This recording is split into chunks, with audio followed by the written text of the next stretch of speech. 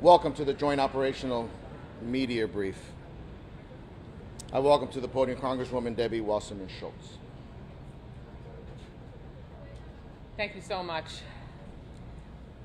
Yesterday was a day of transition, one in which when our remarkable first responders, the search and rescue teams, our police and fire that have spent the last 2 weeks digging through that rubble, desperately trying to find the potential for survivors, transitioned to recovery.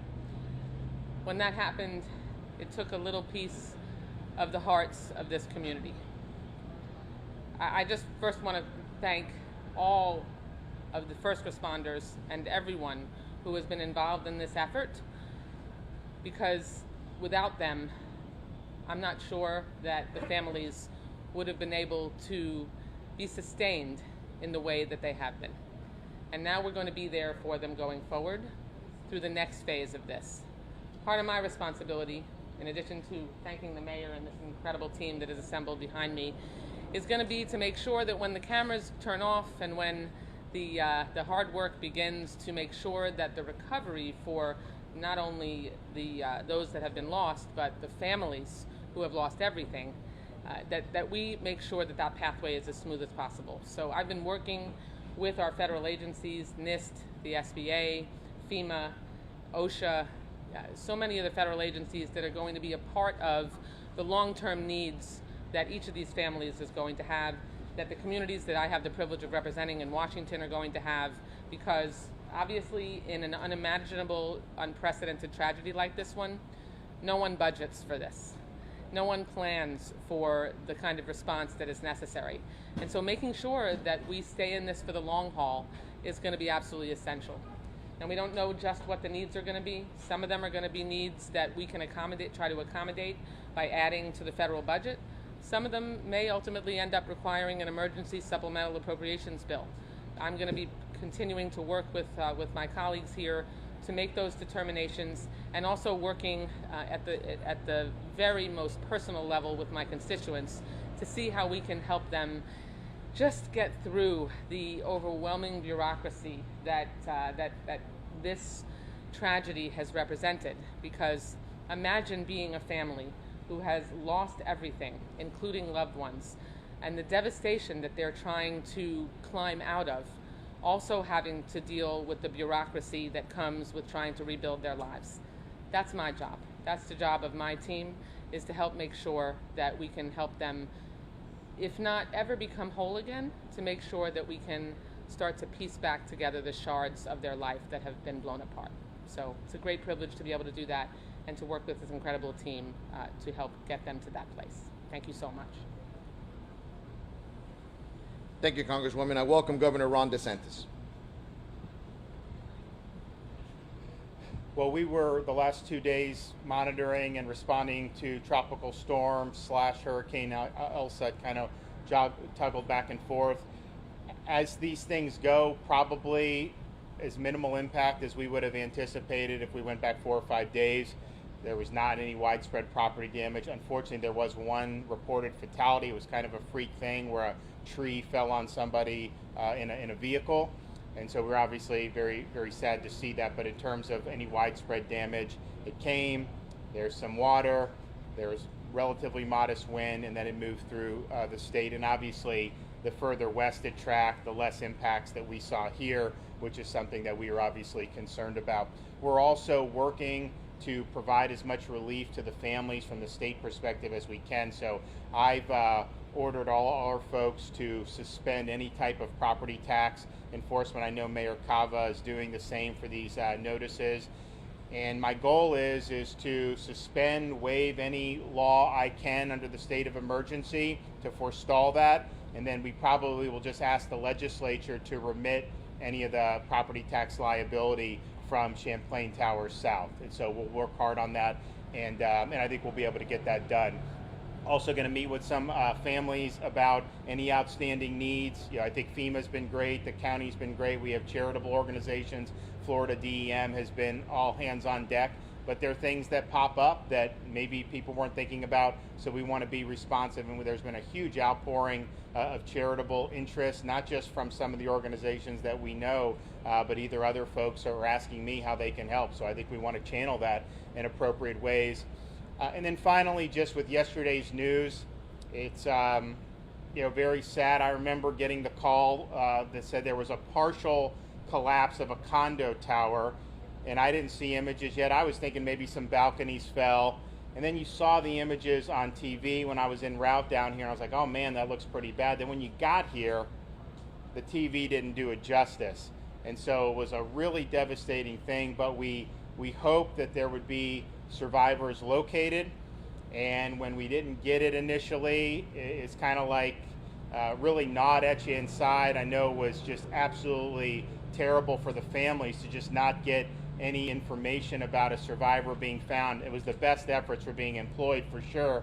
And then I remember, I think it was the Saturday after it happened, being out there, more debris was being removed, but then some of the smoke and the fires, and I just had a real bad feeling. It was like in the pit of my stomach, just, man, this is not good. But they kept carrying on. They did all that they can. They did all that they could. But it's been a rough couple of weeks, and I think the waiting and trying to, is there hope? Will we be able to have a miracle? I know it's weighed a lot on the families. It's weighed on the whole community. I know it's weighed on all of us who've been participating in this response. And so yesterday was tough. I appreciated what they did for doing the vigil, but the work's going to go on, and obviously they're going to identify every single person, and we obviously want to do all we can for the survivors and the family members to get them on their feet as best as we possibly can. It is not going to be easy. This is a big void that's going to be felt, not just in these families, but in this community as a whole. But we understand this is not something that, pretty soon there won't be cameras here, but we understand that this is something where the needs are going to continue, and so we want to be there and we want to be helpful for folks. Thank you, Mr. Governor. Lieutenant Governor Jeanette Núñez. Buenos días. Obviamente el gobernador en los últimos 2 días ha estado monitoreando muy acerca la tormenta tropical Elsa. Gracias a Dios el impacto ha sido mínimo. Sí queremos reportar que lamentablemente una persona ha fallecido debido a un árbol que cayó encima del vehículo. Y yo creo que eso quiere volver a subrayar de que las tormentas obviamente tienen el propósito de que las personas estén al tanto, porque de verdad que tienen la posibilidad de ser fatal, y en este caso estamos muy tristes de anunciar que una persona ha perdido su vida. Con respecto a la tragedia aquí en Surfside, el gobernador sigue enfocado, su compromiso es con los familiares, con los sobrevivientes. Él ha estado trabajando con el Departamento de Ingresos para pedirle que vayan a suspender cualquier impuesto de propiedad en este momento, y tiene la meta de trabajar con la legislatura para ver si esos impuestos se pueden eliminar por total. Eso será una conversación que vamos a tener con la legislatura. Sabemos que la alcaldesa también está teniendo esas conversaciones al nivel local, pero eso es nuestra meta y esperamos poder conseguirla. Sabemos que ayer fue un día muy difícil cuando cambiaron de operación de búsqueda y rescate a búsqueda y recuperación. Es un día muy difícil para todos. Sabemos que esos familiares al inicio del colapso, cuando recibimos información, el gobernador mencionó que lo avisaron temprano en la mañana.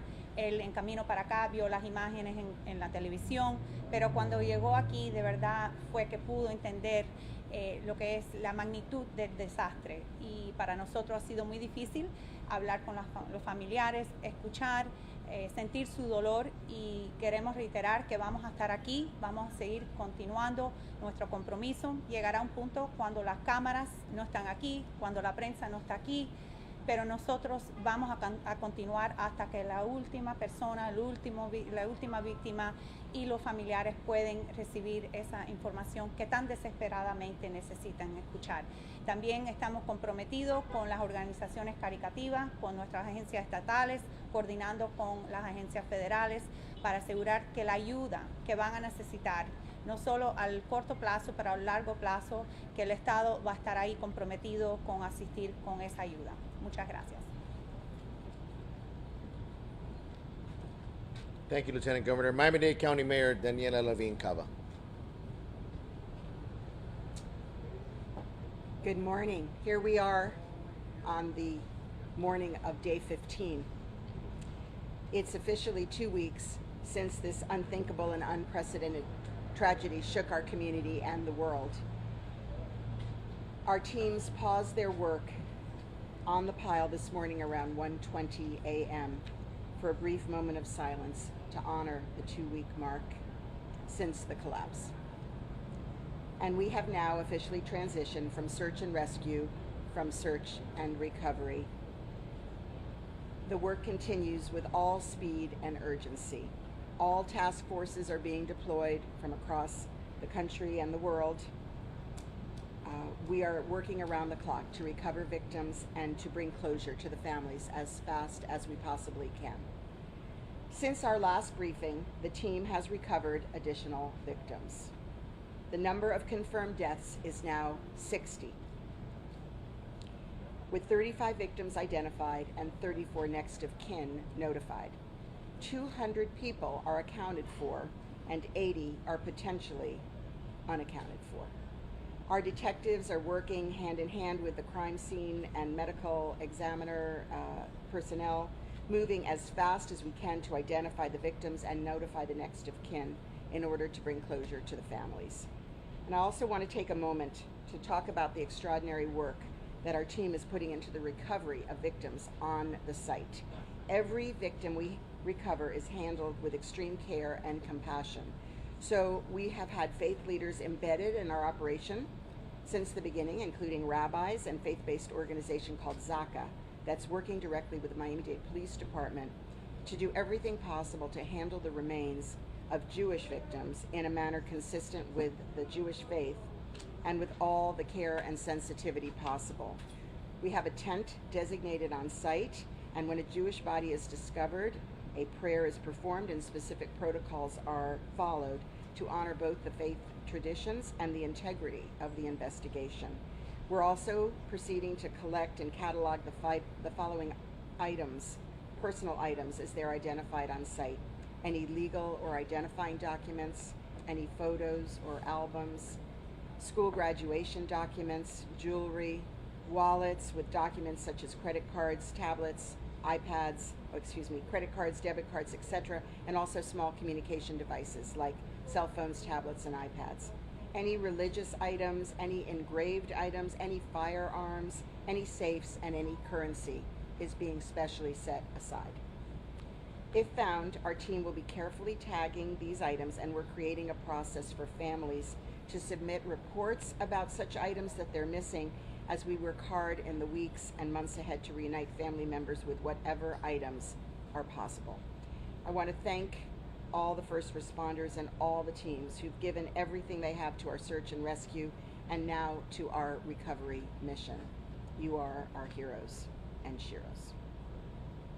Please pray for the families who are grappling with impossible news and who are grieving. May God give peace to all those whose hearts have been broken and watch over and care for this community in the difficult days and months ahead.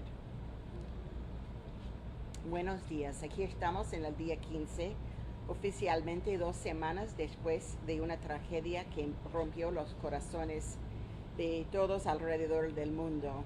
Nuestros equipos detuvieron su trabajo en la pila esta mañana alrededor de las 1:20 de la mañana para un momento de silencio para honrar la marca de 2 semanas desde el colapso. Ahora hemos pasado oficialmente de una operación de búsqueda y rescate a una operación de recuperación, y el trabajo en la pila continúa con toda velocidad y urgencia como antes. Nuestros equipos han recuperado víctimas adicionales. El número de muertes confirmadas ahora es 60, con 35 víctimas identificadas y 44 familiares notificados. 200 personas están contabilizados y 80 potencialmente desaparecidas. También estamos recolectando y catalogando todos los artículos personales que encontramos entre los escombros para que las familias puedan eventualmente recuperarlos. Gracias a todos los socorristas y a todos los equipos que han dado todo lo que tienen a nuestra búsqueda y rescate y ahora a nuestra misión de recuperación. Que Dios traiga paz a todas las familias y que vele por nuestra comunidad en los difíciles días que siguen. Gracias. Thank you, Madam Mayor. Surfside Mayor Charles Burkett. Good morning. As we move into an additional phase of the rescue/recovery operation, it is now more critical than ever to make sure that the families have every bit of governmental and private support that can be afforded. To that end, I met with Governor DeSantis and Mayor Cava regarding the aggregation of the support agencies, the many support agencies. I know that getting all of our available resources to the families as soon as possible is everyone's main goal.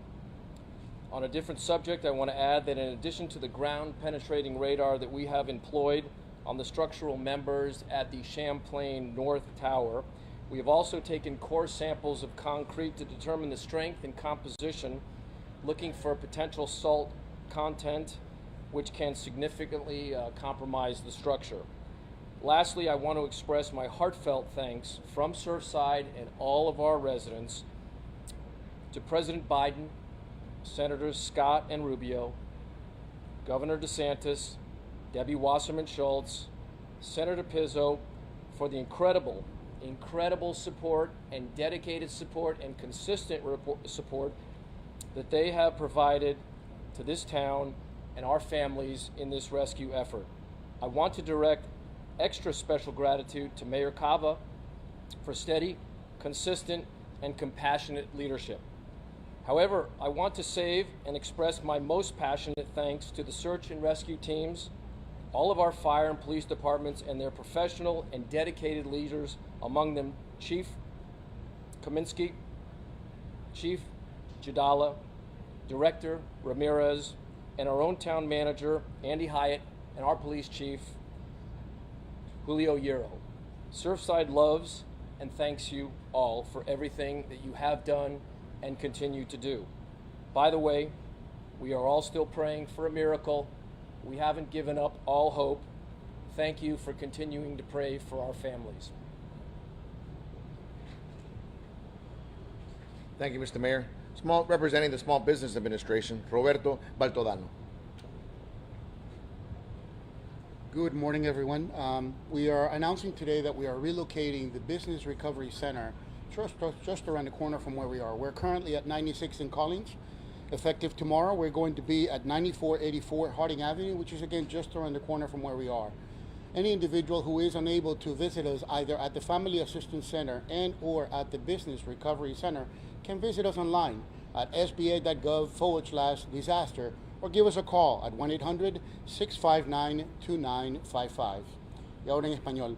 Estamos anunciando que a partir de mañana por la mañana estaremos reubicando nuestro centro de servicio de recuperación económica para los negocios. Estará ubicado en el 9484 Harding Avenue, lo cual es a la vuelta de la esquina donde estamos actualmente. Cualquier individuo, persona o negocio que no pueda visitarnos, así sea en el centro familiar o en el centro de recuperación empresarial, nos puede visitar en sba.gov/desastre o llamarnos al 1-800-659-2955. Thank you. Gracias. Thank you, Roberto. And our Creole translator, Leonel Lerebor. Mesdames et messieurs, bonjour. Aujourd'hui, nous avons le 15e jour depuis l'accident arrivé. Et à 1h20 matin, il y a une pause qui était faite. C'était une pause de silence en honneur de Mounsayo qui était victime dans le moment tragédie ça. Recherche continuée, nous passer de stade côté nous t'es passé à recherche et sauvetage pour nous arriver à recherche et récupération. Il y a l'autre victime que te joignent, nous passer à Kounia à 60 victimes que nous découvrons et nous connaissons que nous avons vérifié et que nous mourons. Il y a 34 là-dedans que nous identifiés déjà. Il y a 200 que nous connaissons qui sont réellement vivants et il y a 80 que nous pouvons trouver. Recherche continue à faire pour vérifier que 80 ça effectivement c'était le monde qui était dans le building. Nous avons dit on va pour SBA parce que SBA c'est organisme État ici qui a bail mon opportunité pour gagner l'argent à bon taux d'intérêt. Mais bah nous deux informations sur lui. C'est sba.gov/disaster et au capable tout prendre téléphone ou relais 1-800-659-2955. Merci. Thank you, Lionel. And as usual, as we've been as transparent as possible answering all the questions to you, unfortunately, the mayor has a really tight deadline to be at the Board of County Commissioners within the next 30 minutes. So we're going to allow one question, and then they'll have to leave.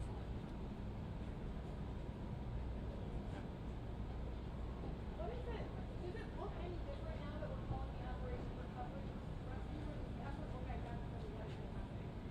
So it's proceeding just as rapidly with just as many people on the pile. There are some slightly technical differences that I'll allow the fire chief to explain, but essentially we are taking as much care as ever to proceed to find victims in the rubble. We literally have 1 minute left. Unfortunately, you know, the ultimate number is going to be more than double what it is today as far as confirmed. I know we're only 2+ weeks in, but any discussions about a future memorial at the site for people to go and pray down the road? So I think for most of us, we don't want to have it be business as usual. We want to do something different to commemorate, and certainly discussions have begun how that could happen. Thank you, folks. I appreciate it. 5:30 is the next briefing time. Same place, 5:30.